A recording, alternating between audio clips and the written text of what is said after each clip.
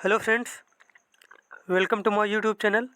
आज हम लोग पढ़ेंगे जो हमारा चैप्टर है शिक्षा एवं मनोविज्ञान का पार्ट 2। और अगर आपको वीडियो अच्छा लगे तो चैनल को सब्सक्राइब करें, वीडियो को लाइक करें, कमेंट करें।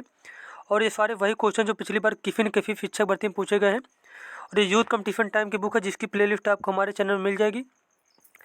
अब चलिए देखते हैं हम लोग। यहाँ पे पहला क्वेश्चन हमारा है,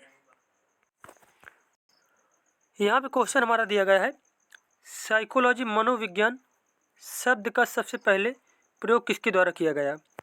इसका जो सही आंसर हो जाएगा वो हो जाएगा हमारा रुडोल्फ गालकाइक द्वारा। किसके द्वारा? जो साइकोलॉजी शब्द है या फिर मनोविज्ञान शब्द का जो सबसे पहले प्रयोग किया गया था वो किया गया रुडोल्फ गोल्काइक द्वारा। मनोविज्ञान साइकोलॉजी शब्द का सबसे पहले प्रयोग जर्मन दार्शनिक रुडोल्फ गोल्काय द्वारा किया गया। 1590 में रुडोल्फ गोल्काय ने अपनी पुस्तक साइकोलॉजी में सर्वप्रथम साइकोलॉजी शब्द का प्रयोग किया। अब देखो यहाँ पे एक क्वेश्चन यही पूछा जाएगा कि जो साइकोलॉजी पुस्तक है ये किसके द्वारा लिखी गई, तो बताएंगे हम लोग रुडोल्फ गोल्काय द्वारा। किसके द्वारा? रुडोल्फ गोल्काय द्वारा लिखी गई। और एक किस देश के दार्शनिक थे, तो बताएंगे हम लोग जर्मन के। कहाँ के? जर्मन के थे। और उनकी जो पुस्तक है साइकोलॉजिया, इसमें सबसे पहले इन्होंने यूज किया था साइकोलॉजी शब्द को। अगला क्वेश्चन हमारा है, साइकोलॉजी शब्द की उत्पत्ति हुई है। साइकोलॉजी शब्द की उत्पत्ति हुई है दो शब्दों से मिलकर, साइकी प्लस लोगो से। किससे? साइकी प्लस लोगो शब्दों से मिलकर इसकी उत्पत्ति हुई। तुम्हारा ऑप्शन जो ए है वो करेक्ट हो जाएगा। मनोविज्ञान को अंग्रेजी में साइकोलॉजी कहते हैं। साइकोलॉजी शब्द की उत्पत्ति यूनानी भाषा के दो शब्द साइकी प्लस लोगोस से मिलकर बना है। साइकी शब्द का अर्थ है आत्मा होता है, उसके बाद जबकि लोगोस का अर्थ अध्ययन होता है।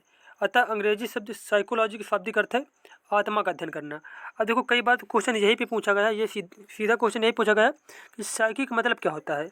साइकी का मतलब होता है आत्मा। क्या होता है? आत्मा होता है। और लोगोस का मतलब क्या होता है? लोगोस का मतलब होता है अध्ययन होता है। और ये क्वेश्चन तो कई बार पूछा गया कि साइकोलॉजी का शाब्दिक अर्थ क्या है। तो साइकोलॉजी का अगर शाब्दिक अर्थ बताएंगे तब हम बताएंगे आत्मा का अध्ययन करना। क्या होता है? आत्मा का अध्ययन करना। और इस साइकोलॉजी किस भाषा का शब्द है, तो ये यूनानी भाषा का शब्द है।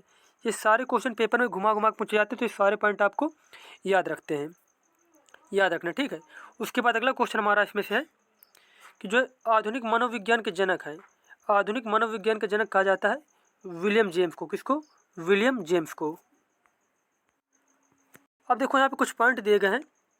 विलियम जेम्स जो एक अमेरिकी दार्शनिक एवं मनोवैज्ञानिक थे, इन्होंने मनोविज्ञान को दर्शन शास्त्र से पृथक किया था, इसलिए इन्हें मनोविज्ञान तथा आधुनिक मनोविज्ञान का जनक माना जाता है। जेम्स ने प्रिंसिपल ऑफ साइकोलॉजी पुस्तक प्रकाशित की। अब देखो ये क्वेश्चन कई बार पूछा गया कि जो प्रिंसिपल ऑफ साइकोलॉजी पुस्तक है ये किसने लिखी थी, तो बताएंगे हम लोग जेम्स ने। और ये किस देश के थे? ये तो ये अमेरिका के थे। विलियम जेम्स ने मानव मन के अध्ययन के लिए प्रकारवादी उपागम का विकास किया।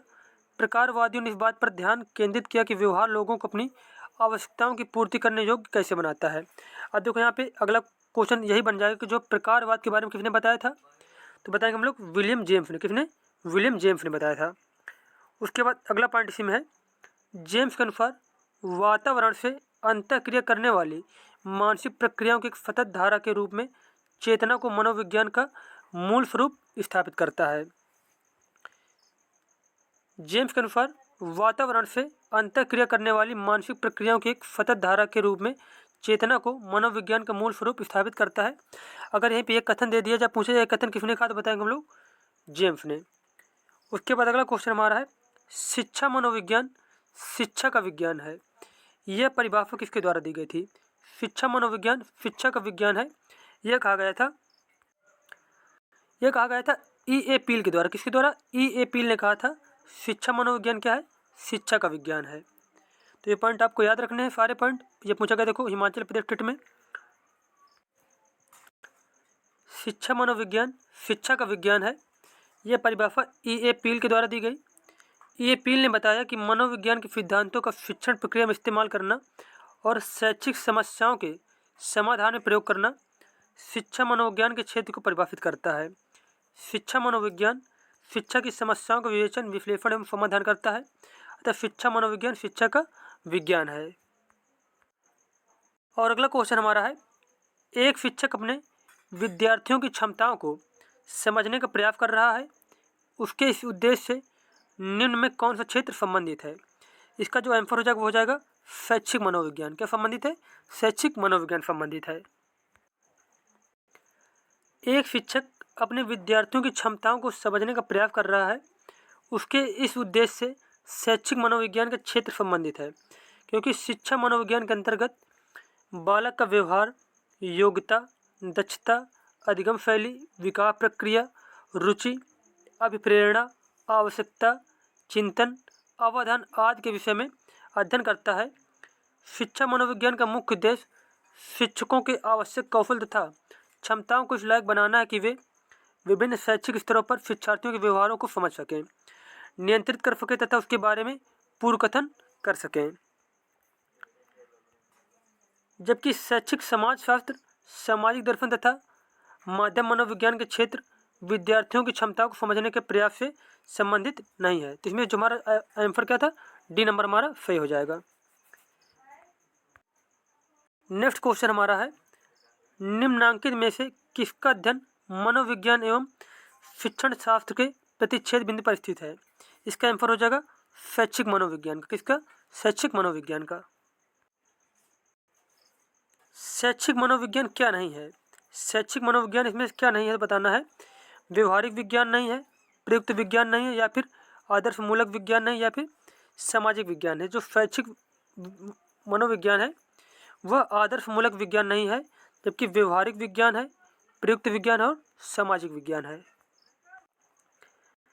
नेक्स्ट क्वेश्चन हमारा है, व्यवहार की व्याख्या में सूचना प्रक्रम को आधार बनाया गया है। व्यवहार की व्याख्या में सूचना प्रक्रम को आधार बनाया गया है। किसमें बनाया गया है? संज्ञानात्मकवाद में। किसमें? संज्ञानात्मकवाद में।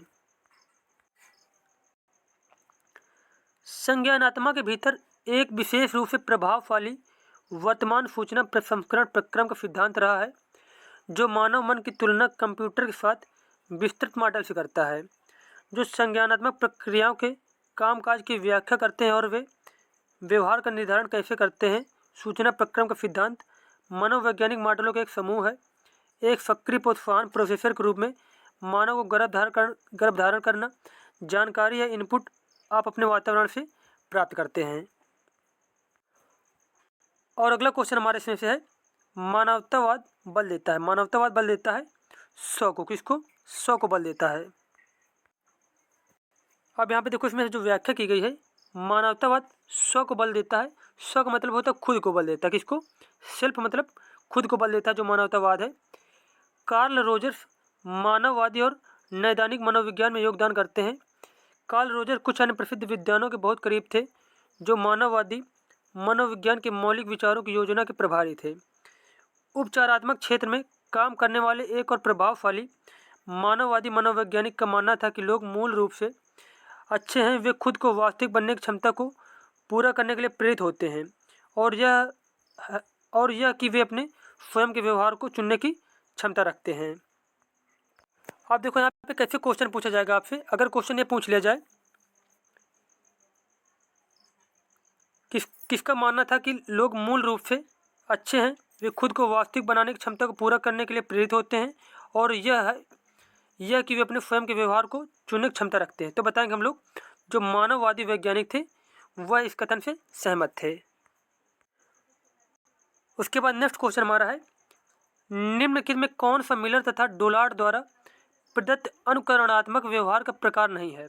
समान व्यवहार, प्रतिलिपि व्यवहार, सहसंबंधात्मक व्यवहार, या फिर सुमेलित आश्रित व्यवहार। तो यहाँ पे पूछा नहीं है, तो इसमें हमारा जो बी नंबर वाला है सहसंबंधात्मक व्यवहार, ये नहीं है। तो हमारा इसका आंसर हो जाएगा हमारा बी नंबर।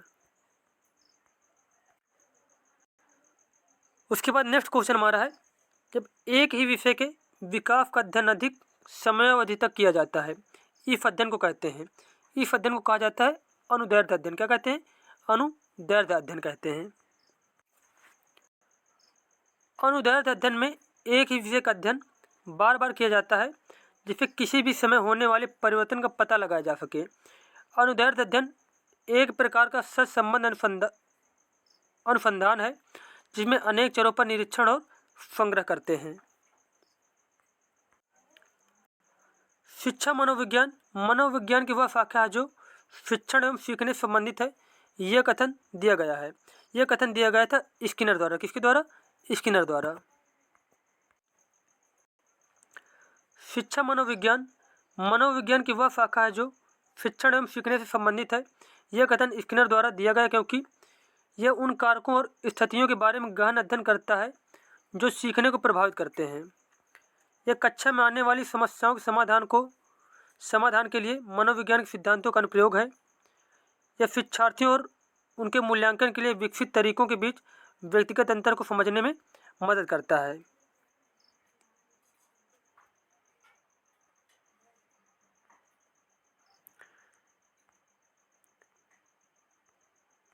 अब यहाँ पे जो सारे पॉइंट दिए गए हैं, ये दिए गए हैं किसके बारे में? शिक्षा मनोविज्ञान के बारे में। ये तीनों पॉइंट जो दिए गए हैं शिक्षा मनोविज्ञान के बारे में दिए गए हैं। ये सारी विशेषताएं जो होती हैं शिक्षा मनोविज्ञान की। अगला क्वेश्चन हमारा है, कौन सा मनोवैज्ञानिक व्यवहारवाद से संबंधित नहीं है? अब यहाँ बताना कौन सा मनोवैज्ञानिक व्यवहारवाद से संबंधित नहीं है, तो इसका आंसर हो जाएगा फ्रायड। फ्रायड जो है व्यवहारवाद से संबंधित नहीं, जबकि वाटसन, हल और स्किनर व्यवहारवाद से संबंधित हैं। और अगर ये पूछा जाए कि व्यवहारवाद का जनक किसे कहते हैं, तब बताएंगे हम लोग जनक कहा जाता है जे.बी. वाटसन को। किसको? जे.बी. वाटसन को। फ्रायड मनोवैज्ञानिक व्यवहारवाद से संबंधित नहीं है, जबकि वाटसन, स्किनर, हल ये मनोवैज्ञानिक व्यवहारवाद से संबंधित हैं। मनोविश्लेषिक परिप्रेक्ष्य का विकास सिगमंड फ्रायड के द्वारा किया गया था। मनोविश्लेषिक परिप्रेक्ष्य में व्यवहार एवं मानसिक प्रक्रियाओं को समझने एवं व्याख्या करने में अचेतन, अप्रेरक तथा शैशवावस्था व पूर्व बाल्यावस्था की अनुभूतियों पर अधिक ध्यान दिया जाता है। इस विचारधारा के अनुसार मानव व्यवहार का प्रमुख निर्धारक उसका चेतन होता है, जबकि व्यवहारवादी परिप्रेक्ष्य की मानता है कि प्राणी के व्यवहार का निर्धारण वस्तुतः अधिगम, अनुभव तथा वातावरणिक कारकों के द्वारा होता है। देखो व्यवहारवादी क्या मानते हैं? व्यवहारवादी की मानता है कि प्राणी के व्यवहार का निर्धारण वस्तुतः अधिगम, अनुभव तथा वातावरणिक कारकों से होता है। ठीक है, लेकिन वहीं पर जो मनोविश्लेषणवाद है, मनोविश्लेषण परिप्रेक्ष्य में क्या होता है कि व्यवहार एवं मानसिक प्रक्रियाओं को समझने एवं व्याख्या करने में अचेतन, अप्रेरक तथा शैशवावस्था व पूर्व बाल अवस्था की अनुभूतियों पर अधिक ध्यान दिया जाता है। इस विचारधारा के अनुसार मानव व्यवहार का प्रमुख निर्धारक उसका अचेतन होता है। क्या होता है? उसका अचेतन मन जो होता है वो प्रमुख होता है। अब यहीं पे आपसे अगर ये क्वेश्चन पूछ लिया जाए कि मनोविश्लेषणवाद की जो है स्थापना किसने की, तो बताएंगे हम लोग सिगमंड फ्रायड ने। किसने? सिगमंड फ्रायड ने। अगला क्वेश्चन हमारा है, शिक्षा मनोविज्ञान की विषय वस्तु निम्न में से किन मुख्य कारकों के आसपास घूमती है? शिक्षार्थी एवं अधिगम अनुभव, शिक्षक एवं अधिगम प्रक्रिया, या फिर अधिगम परिस्थितियाँ। तो यहाँ पे जो आंसर हो जाएगा वो इसमें से एक से ज़्यादा ऑप्शन सही है, तो इसका मतलब ये तीनों ऑप्शन सही दिए गए हैं, तो इसका हमारा डी नंबर जो है आंसर सही हो जाएगा। अगला क्वेश्चन हमारा है, शिक्षा मनोविज्ञान का अध्ययन अध्यापक को इसलिए करना चाहिए क्योंकि इसकी सहायता से अपने शिक्षण को अधिक प्रभावशाली बना सके। हमारा डी ऑप्शन जो है सही हो जाएगा। अब देखो यहाँ पे कुछ पॉइंट दिए गए हैं, जैसे कि शिक्षा मनोविज्ञान का अध्ययन अध्यापक को इसलिए करना चाहिए क्योंकि देखो पहला पॉइंट इसमें दिया गया है कि शिक्षक इसकी सहायता से अपने शिक्षण को अधिक प्रभावशाली बना सके। ये जो ऑप्शन में था ये हम लोगों ने पढ़ लिया। उसके बाद अगला पॉइंट इसी में है, शिक्षा मनोविज्ञान अध्यापक को शिक्षण सामग्री के उचित चयन तथा उसकी व्यवस्था का ज्ञान कराता है। शिक्षण कार्य में अध्यापक को अनेक समस्याओं का सामना करना पड़ता है। इन समस्याओं के निदान तथा निराकरण में शिक्षा मनोविज्ञान अध्यापक की बहुत सहायता करता है। उसके बाद अगला पॉइंट और इसमें से कि शिक्षक अपने विद्यार्थियों की क्षमताओं को समझने का प्रयास करता है तथा उसी अनुरूप में उसमें सुधार करने का प्रयास करता है। ये जो सारे पॉइंट दिए गए हैं यहाँ पे, तो इसीलिए जो है ये जो यहाँ पे ये पॉइंट दिए गए हैं, इसीलिए जो है एक शिक्षक को शिक्षा मनोविज्ञान का अध्ययन करना चाहिए ताकि ये जो क्वालिटी दिए गए हैं इसमें से वो अपने में विकसित कर सके।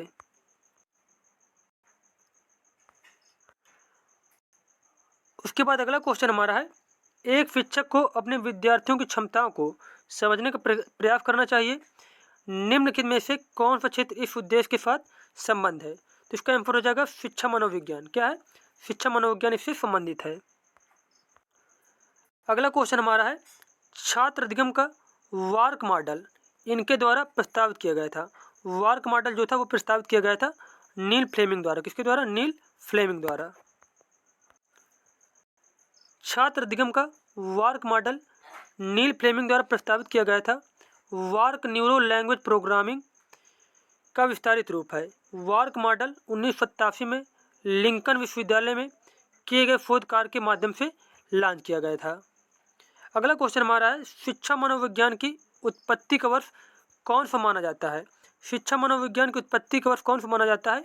वो माना जाता है 1900। क्या माना जाता है? 1900। शिक्षा मनोविज्ञान की उत्पत्ति का वर्ष 1900 से माना जाता है। शिक्षा मनोविज्ञान का औपचारिक प्रारंभ आधुनिक काल में वर्ष 1889 से जी स्टैनली हॉल के प्रयासों से माना जाता है। स्टैनली हॉल को बाल मनोविज्ञान का अन्वेषक भी कहा जाता है। थॉर्नडाइक द्वारा स्थापित कोलंबिया विश्वविद्यालय सन 1900 में शिक्षक प्रशिक्षण महाविद्यालय की स्थापना होने के फलस्वरूप शिक्षा मनोविज्ञान के अध्ययन को दृढ़ता मिली एवं शिक्षा मनोविज्ञान की स्वतंत्र रूप से अध्ययन करने का सिलसिला यहीं पर शुरू हुआ था। शिक्षा मनोविज्ञान का जनक थॉर्नडाइक को माना जाता है। अब देखो यहाँ पे कितने पॉइंट बने। एक क्वेश्चन ये बनेगा कि शिक्षा मनोविज्ञान का जनक किसे कहते हैं, तो बताएंगे हम लोग थॉर्नडाइक को कहते हैं। उसके बाद बाल मनोविज्ञान का जनक पूछा जाएगा तो बताएंगे हम लोग स्टैनली हॉल को कहते हैं। और वहीं पे अगर पूछ लिया जाए कि जो शिक्षा मनोविज्ञान की उत्पत्ति हम लोगों ने पढ़ लिया 1900 माना जाता है, क्योंकि 1900 से ही इसका जो है विस्तृत रूप से इसका मनोविज्ञान का अध्ययन को दृढ़ता मिली और शिक्षा मनोविज्ञान का स्वतंत्र रूप से अध्ययन करने का सिलसिला जो प्रोसेस था वो चालू हुआ। अगला क्वेश्चन हमारा है, शिक्षा मनोविज्ञान का संबंध किससे नहीं है? मानव व्यवहार का अध्ययन से, मानसिक प्रक्रियाओं का अध्ययन से, सीखने के तरीकों का अध्ययन से, या फिर संचार माध्यमों का अध्ययन से? तो यहाँ पे पूछा गया है नहीं है, तो इसका जो आंसर हो जाएगा वो हो जाएगा संचार माध्यमों का अध्ययन से शिक्षा मनोविज्ञान का संबंध नहीं है, जबकि मानव व्यवहार का अध्ययन, मानसिक प्रक्रियाओं का अध्ययन या फिर सीखने के तरीकों का अध्ययन, जो ये सारे शिक्षा मनोविज्ञान से संबंधित हैं।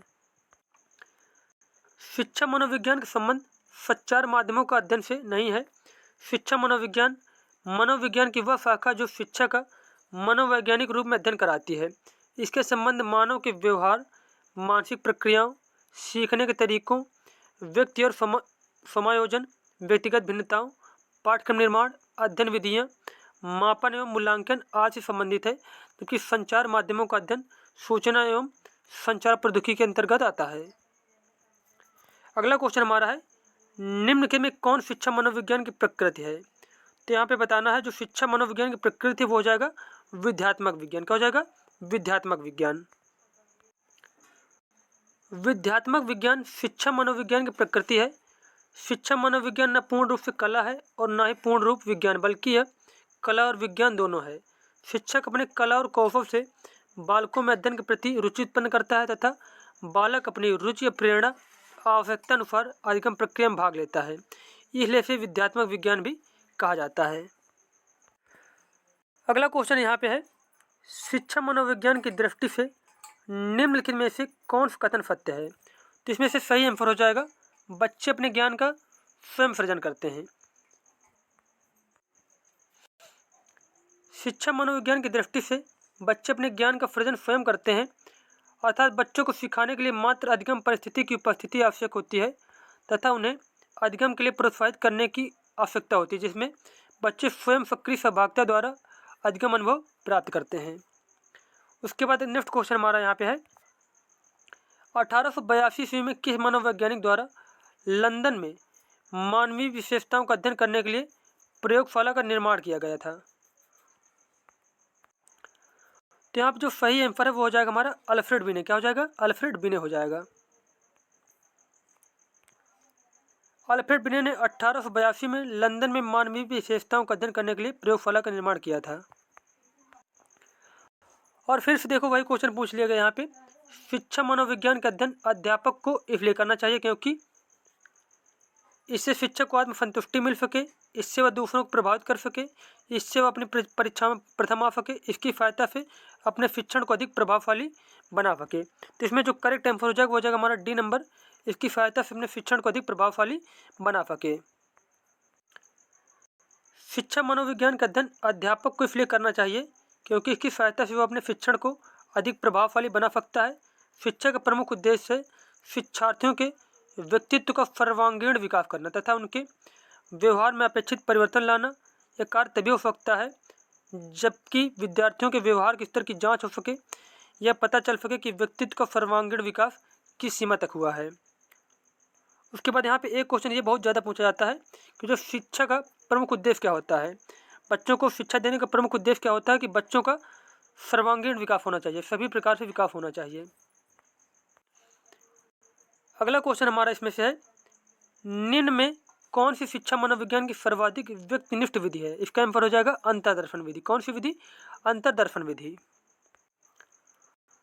शिक्षा मनोविज्ञान की सर्वाधिक व्यक्तिनिष्ठ विधि अंतर्दर्शन है।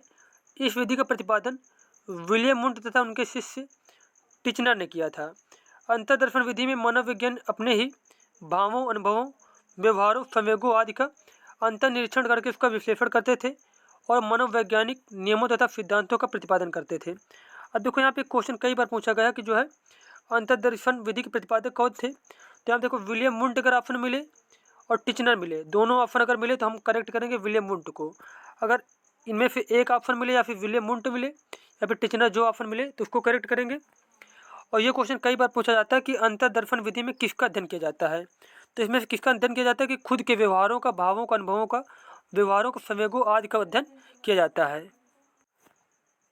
अगला क्वेश्चन हमारा है, निम्न में कौन सा विकल्प शिक्षा मनोविज्ञान की एक सीमा है। तो इसका आंसर हो जाएगा व्यक्तिगत विभिन्नताओं की समस्या। क्या है? व्यक्तिगत विभिन्नताओं की समस्या जो है शिक्षा मनोविज्ञान की एक सीमा होती है। नेक्स्ट क्वेश्चन यहाँ पे दिया गया है, मनोविज्ञान का शिक्षा के क्षेत्र में सबसे बड़ा योगदान है। किसमें सबसे बड़ा योगदान है? बाल केंद्रित शिक्षा। किसमें?